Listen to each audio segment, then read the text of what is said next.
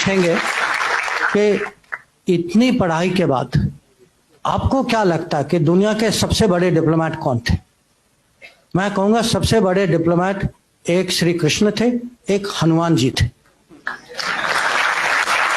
नहीं, और ये बहुत सीरियस उत्तर दे रहा हूं मैं आपको कि अगर आप उनको कूटनीति के परिप्रेक्ष्य से देखें कि किस सिचुएशन में थे, उनको मिशन क्या दिया गया था, किस तरीके से उन्होंने हैंडल किया था।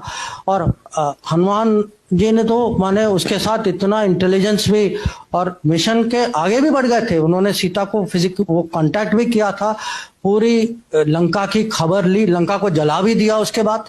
माने कैसे डिप्लोमेट निकले, माने ऑल पर्पस मल्टीपर्पज डिप्लोमेट। 10 बड़े स्ट्रेटेजिक कॉन्सेप्ट जो इंटरनेशनल रिलेशन, मैं हर कॉन्सेप्ट का आपको एक महाभारत में इक्विवेलेंट दे सकता हूं कि अगर आप कहें अरे आज मल्टीपोलर वर्ल्ड है, उस समय भी अगर कुरुक्षेत्र के मैदान में क्या हो रहा था, वो मल्टीपोलर भारत था जिसमें अलग अलग राज्य थे। सबको कहा गया कि आप उनके साथ हैं, मेरे साथ हैं, एक दो नॉन अलाइन निकले बीच, जैसे बलराम थे या रुक्मा थे। या अब हम कहते हैं कि ये ग्लोबलाइज दुनिया है, इंटरडिपेंडेंस है, हम सब पे ये बाधाएं हैं, कंस्ट्रेंट। अर्जुन की दुविधा क्या थी? कंस्ट्रेंट ही थी कि वो इंटरडिपेंडेंट थे, इमोशनली इंटरडिपेंडेंट थे कि मैं अपने रिश्तेदारों के खिलाफ मैं कैसे लड़ाई करूं। पर वो भी वो फिजिकल मटेरियल इंटरडिपेंडेंस नहीं था, पर इमोशनल इंटरडिपेंडेंस था। या हम कभी कभी हम कहते हैं अरे पाकिस्तान ने ये किया वो किया, चलो हम स्ट्रेटेजिक पेशेंस दिखाते।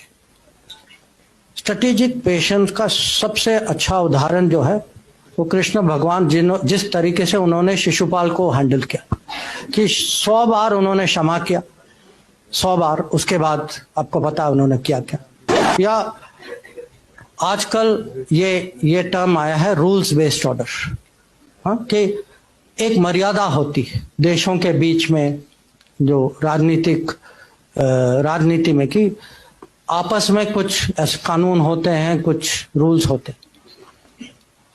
महाभारत की कहानी क्या है कि जो रूल्स का उल्लंघन करते हैं, जैसे कर्ण या दुर्योधन, वो अपने आखिरी समय में खुद उनको अचानक रूल्स याद आ जाती कि वो कहते हैं भाई ये नहीं करो क्योंकि ये रूल के मुताबिक, और पूरी जिंदगी जो है उन्होंने उसी रूल्स का उन्होंने पालन नहीं किया था।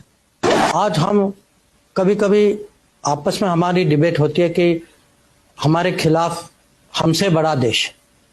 अब ये याद रखिएगा कि पांडव जो है, पांडव कौरव की प्रोपोर्शन जो थी वो 7-11 थी, कि वो छोटी फौज थी, उनके पास छोटी फौज थी पर बड़ी सोच थी, अनुशासन ज्यादा था, क्रिएटिविटी ज्यादा था, इंटेलिजेंस ज्यादा था, और श्री कृष्ण उनके साथ थे।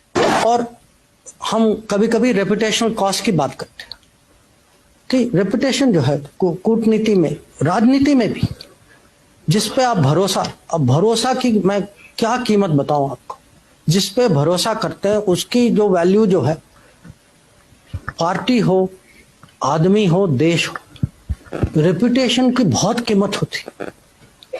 और पांडवों की रेपुटेशन जो है कौरव से इतनी अच्छी थी, रेपुटेशन का बहुत फर्क पड़ा। और कभी कभी ये भी है कि जो बड़े गोल, जो लार्जर गुड के लिए कभी लोगों को माने टैक्टिकल एडजस्टमेंट करना पड़ता है। और ये भी इसके बहुत उदाहरण, जो युधिष्ठिर ने अश्वत्थामा के बारे में कहा, स्ट्रेटेजिक डिसेप्शन, जो जब कृष्ण भगवान ने सूर्यस का एक किस्म से इल्यूजन क्रिएट किया तो जयद्रथ को लगा कि वो बच गए। हम जो हैं इतनी माने आसानी से ये शब्द लेते हैं, Trojan horse, Achilles heel, Gordian knot. अब ये कहां से आते हैं ये शब्द? किसी और के कथा से आते हैं। अब मुझे उससे कोई दुश्मनी नहीं है, मैं भी वही कथा पढ़ता हूं, मुझे भी उसमें रुचि है, पर मैं हमारे देशवासियों को समझाना चाहता हूं कि भाई आप अपने बारे में भी पढ़िए, इसका भी महत्व समझिए, इंडियन स्ट्रेटेजिक कल्चर दूसरों के अनुभवों और दूसरे के कथाओं से नहीं बनेगी। इंडियन स्ट्रेटेजिक कल्चर इंडिया के एपिक से बनेगी।